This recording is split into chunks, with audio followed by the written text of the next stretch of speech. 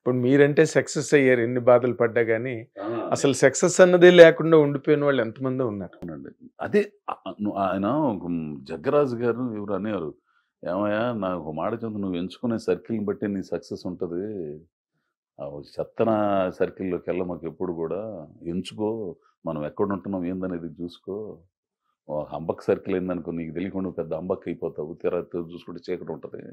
ఎందుకు పనికి రాకుండా పోతావు" అనేవాడు జగ్గరాజు గారు. కానీ అలాగే ఎవరు సెలెక్ట్ ఏం చేసుకోగలరండి? చేయలేం అదేగా. ఇప్పుడు మన యోగం బావుంటే మంచి వాళ్ళు అదే దొరుకుతారు. ప్రయాణంలో తెలిసిద్ది మనుషులు ఎట్టాంటోళ్ళనేది. అంతే గదా! అట్లా నాకైతే ఆ చందన స్టూడియోలోనే నిజంగా వీళ్ళందరూ రావడం, వీళ్ళందరూ సాయంత్రం వచ్చేసరికి కళకళలాడుతా ఉండేది. ఏంది కొంచెం అయి పుచ్చుకునేవోళ్ళు. ఏంది అదంతా వ్యవహారం. పుచ్చుకున్నా గానీ ఎక్స్‌ట్రా మాటలుంటాయి అంటే అది కాదండి. ఉపయోగపడే మాటలు. సమాజం గురించి, సాహిత్యం గురించి, ఆటిల గురించి, పాటలు, గీటల గురించి ఇట్లన్నిటి గురించి మాట్లాడుకునేవాళ్ళండి. అవును. భలేగుండేదసలు. మంచి వాళ్ళందరూ కూడా మంచి సాహిత్య ఆ! పిపాసులు, చదువుకున్న వాళ్ళు, అవును. ఇంటెలెక్చువల్స్. ఇంగ్లాండ్ వచ్చేవాళ్ళనమాట అక్కడికి. సాయంత్రం పూట నాళ్ళు చూసి, "ఏం ఘోషో ఏం సంగతే?" అనేవాళ్ళు. హ్మ్. "ఘోష్‌కి ఏదైనా చూడాలయ్యా మంచిదే. ఏం చేద్దాం నువ్వు చెప్పకూడదా ఎవడికన్నా" అని ఆళ్ళే అనుకునేవాళ్ళు. హ్మ్. ఎక్కడికన్నా వేషం పంపిస్తే ఫోను చేసి చెప్పేవాళ్ళు మురళికి. చంద్ర మురళికి. "ఆడెవడో పంపించావు భలే చెప్పాడయ్యా డైలాగులోడు. హ్మ్. చూద్దాం ఈసారి మంచి వేషం చూద్దాం." అంటే పంపించినోడికి పేరొచ్చేది. అంటే మనం ఆకలి మీద ఉండం, కసి మీద ఉండం, ఒక వేషం దొరికితే చాలు అనుకునేవాళ్ళం. అవునండి. అట్లా చాలామందండి అసల. ఇప్పుడు ఇదంతా ఈ వాతావరణం ఇలా జరుగుతున్న టైంలో అసలు మిమ్మల్ని సినిమాల్లోకి ఎవరు లాగారండి? ఇట్లా చేస్తుంటే వీళ్ళందరూ అనేవాళ్ళు టీవీలో. "రేయ్! ఇది నీ ఫేస్ ఇది కాదయ్యా. నువ్వు సినిమాలు ట్రై చేయవా? సినిమాలు ట్రై చేయవా" అని.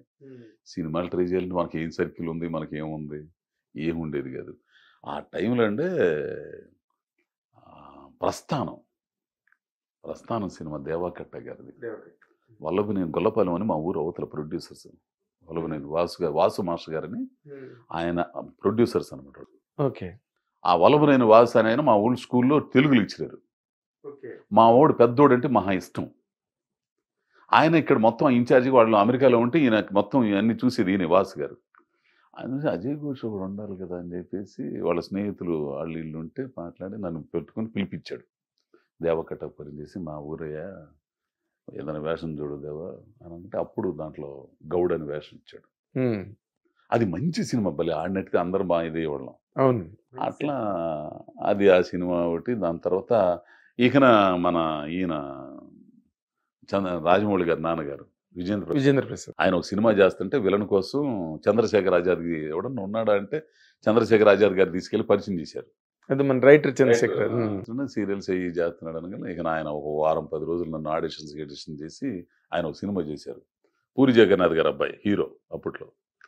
ఏంది నేను సుప్రీత్ విలన్‌లం అందులో. ఓ 10 రోజులు షూటింగ్ జరిగింది. ఆగిపోయింది. ఎందుకు ఆగిపోయింది? ఆగిపోయింది అది. ఎందుకు ఆపేశారు. హ్మ్. దీంతో ఈ మ రాజన్నలో పిలిచి ఆయన వేషం ఇచ్చారు. అదే నాగార్జున వాళ్ళు చేశారు. రాజన్నలో వేషం ఇప్పించారనమాట. అట్లా చిన్న చిన్నగా చేసుకుంటూ మళ్ళా మామూలు సీరియల్‌లు ఇట్లా చేసుకుంటా ఈళ్ళేమంటారు, "నువ్వు సినిమాలు ట్రై సినిమాల తర్వాతరా బాబు నాకు గడవట్లేదురా నాయనా" ఇదంటుంటే, ఆ టైంలో అండి పూరి జగన్నాథ్ గారు ఇది 'జ్యోతిలక్ష్మి'. 'జ్యోతిలక్ష్మి' కోసం ఎతుకుతుంటే ఆ అసిస్టెంట్ డైరెక్టర్లు చూసి వీళ్ళు మాట్లాడుకొని ఫోటోలు చూసి నాకు పిలిపిచ్చేసి అప్పుడు కూడా వాళ్ళేనండి నిజంగా మిరాక్ అని చెప్పేసి ఒక రైటర్ ఉన్నాడు. అతను అసలు దీనికంటే ముందు అసలు నన్ను 'సత్య 2'కి విలన్‌గా తీసుకున్నారు. సత్య 2కా? 'సత్య 2'కి ఓకే. ఓ 15 రోజులు ఆడిషన్ చేసి మొత్తం విలన్‌గా అని చెప్పేసి ఇంక అబ్బో! మామూలుగా కాదు నేను ఇకను. అక్కడ పరిచయం అనమాట వీళ్ళంతా. మిరాక్ గారని ఒక రైటరు. హ్మ్. వీళ్ళంతా. తీసుకొని మనం 2 రోజులు ఆగిన తర్వాత అబ్బాయి క్యాన్సిల్ చేసాం అనంగానే ఓరి నీ అమ్మ ఇదేందిరయ్యా! మీరు వీళ్ళని అన్నారు, అదన్నారు వాళ్ళకి నేను వస్తానండి బాంబేకి నాకు డబ్బులు పెట్టుకొని వస్తానండి ఎట్టగొట్ట అంటే అక్కడ వాళ్ళతో పోతున్నారు గురువు గారు బాస్ అని చెప్పారు. అక్కడ ఈ మిరాక్ అనే అతను చిన్న సినిమా చేసుకున్నాడండి. ఆ సినిమాలో నేను విలన్‌గా చేశా. అది ఎడిటింగ్‌లో పూరి జగన్నాథ్ గారి అసోసియేట్ జానీ అని చెప్పేసి ఆ కుర్రోడు ఇంకొక అతను చూసారు. చూసి ఇతనెవరు బాగున్నాడు గుండెతను అంటే పెద్ద బాస్ సినిమాలో చేయాల్సింది. వర్మ గారి సినిమాలో చేయాల్సింది. అంటేను ఫోటోలు తీసుకెళ్లారనమాట. తీసుకెళ్ళి ఆయనకు చూపించి పిలిపించండి అన్నాడు. వెళ్ళాను. వెళ్ళటంతోనే ఓకే అజయ్ మనం కలుద్దాం అని చెప్పేసి అప్పటికప్పుడు ఏదో చేసి ఇది చేశారు.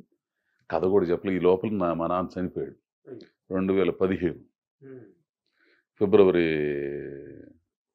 14 తారీఖు. ఏంది ఆయన కోమాలో ఉన్నాడు. నేను పోయేసి దీనికోసం వెయిటింగ్ అనమాట. నాకు వేషం ఇస్తారా లేదా అనేది. వచ్చాను. ఆ రోజు ఫోన్ చేసి మీరే విలన్గా ఇదయ్యారండి, వచ్చి ఒకసారి వస్తే కథ చెప్తారు మీకు అనగానే నేను మా నాన్న చెవు దగ్గరికి వెళ్ళి, నాన్న ఒక పెద్ద డైరెక్టర్ మంచి వేషం ఇస్తున్నాడు, నిలబడగలుగుతాను, అందరిని బాగా చూసుకుంటాను చెవులు చెప్పి నేను అద్దెకుండి ఇంటి దగ్గరికి వచ్చాను. చచ్చిపోయాడు ఆయన. ఏంది ఇక నువ్వు కథ చెప్పడానికి రమ్మన్న రోజున నేను వెళ్ళలేకపోయా, ఇక్కడ రాలేకపోయా. సరే తర్వాత వెళ్తే ఇక కబురు చెప్పారా మరి ఇలా మీ నాన్నగారు పోయారు? ఫిబ్రవరి, మార్చి, ఏప్రిల్, మార్చి అనుకుంటా, మార్చి 22వ తారీఖు అనుకుంటా వచ్చాను. వచ్చి కథ చెప్తానంటే వెళ్ళి ఆఫీస్కి వెళ్ళా. అజయ్ రేపు చెప్పుకుందాం అంటే, అయ్యా రేపు నాంబే సంస్మరణ సభ పార్టీ వాళ్ళు చేస్తున్నాం. అవునా వెళ్ళిపో, పర్లేదు వెళ్ళి అన్నాడు. నాకు కథ తెలియదు. షూటింగ్కి వచ్చానండి డైరెక్ట్గా డాక్ హౌస్కి. ఏంటో తెలియదు, కథ తెలియదు, ఏం తెలియదు. వీళ్ళని అన్నారు, అది అన్నారు, డ్రెస్ వేసారు, అన్నీ వేసారు. అజయ్ అని చెప్పేసి ఒక్క 5 నిమిషాల్లో నిజంగా పూరి గారు కథ మొత్తం చెప్పాడండి. క్యారెక్టర్ చెప్పాడు. చూస్తావా సీన్ పేపర్ అన్నారు. చూశాను. చేద్దామా అన్నాడు. చేసేద్దాం. వరకు చూస్తారు కావాలనుకున్నా. టక్క చేయగలి ఓకే ఓకే అన్నాడు. ఊరి ఇదేంది వరకు చూస్తామని చెప్పేసి ఓకే అంటాడు. మానిటరింగ్ కాదు, ఓకే ఓకే అయిపోయింది. ఇక అక్కడి నుంచి కళ్యాణ్ గారు ఇక్కడ నిలబడి ఉంటే నేను ఇట్లా చేసిన తర్వాత ఆ మానిటర్ చూడడానికి అక్కడికి వచ్చా. వస్తా పూరి గారు అన్నారు, ఎరగదీస్తున్నాడు వెళ్ళను అని ఆ మాట అన్నాడండి. కళ్యాణ్ గారు అయితే డే బాగా చేసుకోండు, ఫ్యూచర్ ఉంటుందని భుజం తట్టి కళ్యాణ్ గారు. దాని తర్వాత పూరి గారు వెళ్ళనని మంచి పేరు వచ్చింది. మరి సరిగా ఆడిన ఆడకపోయినా ఒక ముద్ర అయితే పడింది నా మీద. పూరి క్యాంపు అదే పాపులర్ అయిపోయింది. ఇక అక్కడి నుంచి ఇక అందరు కూడా ఫోన్లు చేయటం, వీళ్ళందరూ చెబుతుంటే నాగబాబు గారు అయితే మన పూరి గారితో మంచి ఆర్టిస్ట్ని తీసుకొచ్చేవరా అని చెప్పేసి అన్నారని. నేను రూమ్లో అన్నం వండుకుంటున్నా. ఫోన్ చేసి ఎక్కడున్నారు అని అన్నాడు పూరి గారు. రూమ్లో అన్నం వండుకుంటున్నానండి. ఇప్పుడే మంచి కాంప్లిమెంట్ చెప్పాడు నాగబాబు గారు, నీకు మంచి ఆర్టిస్ట్ అని చెప్పారు, ఎయిర్పోర్ట్లో కలిసాను, థ్యాంక్స్ అయ్యా అని చెప్పాను.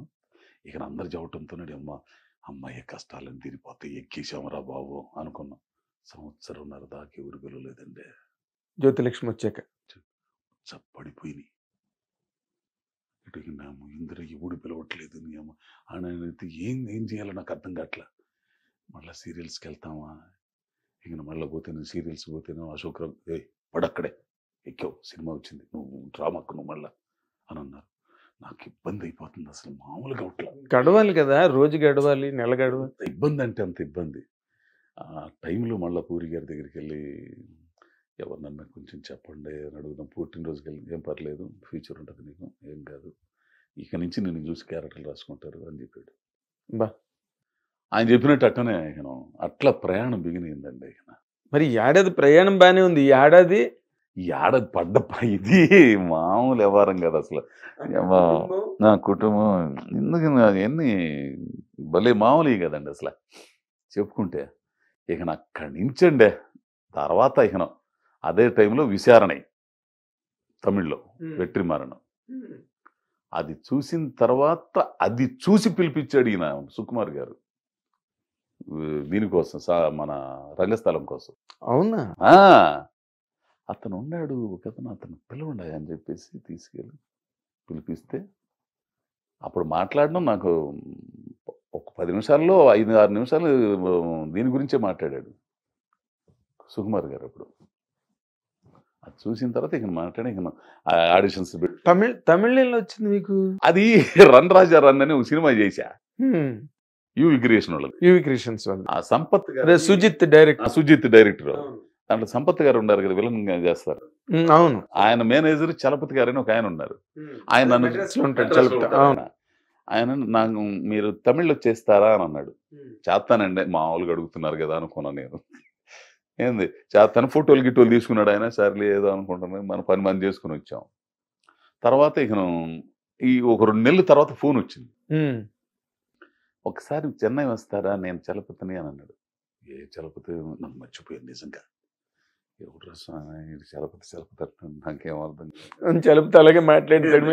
అనగానే ఏంటి సార్ ఎవరు ఏంటి మర్చిపోయారు అప్పుడే అని అన్నాడు.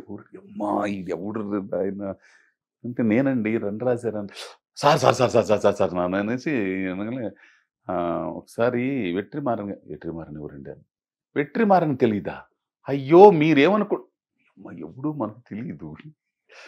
మీకు హైదరాబాదే సరిగ్గా తెలియదు. నేషనల్ డైరెక్టర్ అండి ఆడుగళ్ళం పొల్లాదు అని. ఆడుగళ్ళం పొల్లాదు అని సరేలే సార్ నేను చిన్న సీరియల్ చేసుకుంటున్నానండి 2 రోజులు ఆగిన తర్వాత వస్తాను అవగానే మీరు రండి అని అన్నాడు. సరే ఇక్కడ పని అయిపోయింది ఫోన్ చేశా సార్ ఎప్పుడు రమ్మంటారని. రేపు బయలుదేరతారా అని అన్నాడు. బయలుదేరతానండి అని. సార్ నాకు ఎక్కడైతే ఇది ఉంటుందండి చెన్నై ఎక్స్ప్రెస్ ఉంది 5 గంటలకి ఇక్కడ 4 గంటలు 3 గంటలు ఎంత ఉంటుంది దానికోసం దానికి ఎందుకు పని చేయండి నడుచుకుంటూ వస్తారా అని అన్నాడు. అమ్మా ఇదేంట్రెస్ నడుచుకుని వచ్చేది చలుపుతూ అలాగే మాట్లాడతాడు. నడుచుకుని వస్తానంటాడు. అదేంటి సార్ అంటే లేకపోతే ట్రైన్కి ఏంటి అని అన్నాడు. దేనికి రమ్మంటాడు. సరే అంటే బస్సులు ఇక్కడి నుంచి బస్సులు ఉంటాయో ఉండవు అనండి అని. అయ్యో అండవే నేను ఫ్లైట్ వేస్తున్నాను ఫ్లైట్కి రండి అని అన్నాడు. ఈ మానవం అంటే ఎందుకు తెలియదు మనకి. టికెట్ వేసాడు అది పంపించాడు. ఏంది మనకు అప్పుడు వాట్సాప్ గీట్సాప్ లేవు. ఏంది అది పక్కన ఉండి మా రూమ్ పక్కన ఉన్నాడు వాడికి వచ్చింది. దాన్ని తీసుకుని వచ్చి ప్రింట్ తీసి వెళ్ళా నేను ఎయిర్పోర్ట్కి వెళ్ళా. మిమ్మల్ని చాలా విచిత్రంగా చూసి ఉంటారు. ఎట్లా వెళ్ళాలో అర్థం కావట్లే అసలు నాకు. తీసుకెళ్ళి ఒక ఆయన కనుగొంది సార్ ఇది అంటే తీసుకెళ్ళి ఆ టికెట్ ఇచ్చారు లోనికి. అక్కడ లోనికి వెళ్ళిన తర్వాత మళ్ళీ టికెట్ వెళ్ళిన న్యూస్ వీడానండి ఆయన పెద్ద ఆయన ఒక ఆయన గుర్తుపెట్టాడు. మీరు సీరియల్స్లో చేస్తారు కదా. అవునండి చేస్తాను. ఎక్కడికి వెళ్తున్నాను? చెన్నై వెళ్తాను సార్. నాకు మీకు పెద్ద ఆయన మీద నాకు ఏం కనపడదు నాకు తెలియదండి. విమానం ఎక్కలు కూడా తెలియదు టికెట్ ఇవ్వండి ఏ ఫ్లైట్గా నేను కూడా చెన్నై రండి అని చెప్పి తీసుకుని వెళ్ళాడు. అయ్యా నిజంగా అసలు మామూలుగా కాదు అసలు. అసలు అట్లా తీసుకెళ్ళిన తర్వాత చెన్నైలో దిగిన తర్వాత జాగ్రత్తగా వెళ్ళండి. వచ్చాడా ఎయిర్పోర్ట్. మద్రాస్ కాఫీ అని ఒకటి ఉంటుంది అక్కడ నిలబడమన్నాడు. ఏంది నాది బొడ్డు ఫోను నా పని చేయట్లేదు అసలు. అమ్మా ఎట్టా ఈయన అంటే వచ్చాడయ్యా. వచ్చి ఎక్కించుకుని తీసుకెళ్ళాడు. తీసుకెళ్ళి అక్కడెక్కడ ఆళ్వత్తూరు అని ఏయో స్లమ్ములు గిమ్ములు పోయింది. అక్కడ బాగుందని వెట్రిమారన్ గారి ఆఫీసు. సహజంగా ఆఫీస్ అంటే బంజారా హిల్స్ ఇట్లా చూస్తాం కదా. అదేది మామూలుగా డాబా లాగా ఉంది ఇళ్ల మధ్య. వెళ్ళంగానే ఆయన వెట్రిమారన్ అనే సంగతి మనకు తెలియదు. ఆయన ఉన్నాడు కాసేపు కూర్చోబెట్టారు. పోలీసుల గురించి వాటి గురించి మాట్లాడుకుంటున్నారు. మేము పడి ఉండం పోలీసులు మా నాన్న వీళ్ళందరినీ రేత్రిపూట తీసుకెళ్ళటం ఇవన్నీ కూడా. ఇతను సరిపోతాడు అనుకుని ఓకే అజయ్ నాన్న వెట్రిమారన్ ఇప్పుడు దాకా మాట్లాడాడు వెట్రిమారన్ నాయన అనుకున్నా. వేరే చూస్తే ఇక షూటింగ్ స్టార్ట్ అయింది. అది అక్కడి నుంచి 28 రోజులు చేశానండి. అదే భలే నేర్చుకున్నానండి ఆయన దగ్గర. మంచి డైరెక్టర్ కదా. నేర్చుకున్నాను అక్కడే. మన సముద్రకని గారు కానీ వీళ్ళందరూ పెద్ద పెద్ద డైరెక్టర్లు అందరూ వచ్చేవాళ్ళు అక్కడికి ఆయన షూటింగ్లకి. వాళ్ళే పనులు చేస్తే వాళ్ళే అదొక రకంగా ఉండేదండి అసలు. అవును అందరూ లేబర్ లో పని చేస్తారు అక్కడ అసలు. ఏంది అట్లా అది రిలీజ్ అయింది అక్కడ. అక్కడ దీంతో ఈయన ఇక్కడ చూశాడు. ఈయన చూసిన తర్వాత ఇకను రంగస్థలం బయటకు వచ్చిన తర్వాత వీడు ఒకడు ఉన్నాడు అనేది ఇండస్ట్రీకి తెలిసిపోయింది. అవును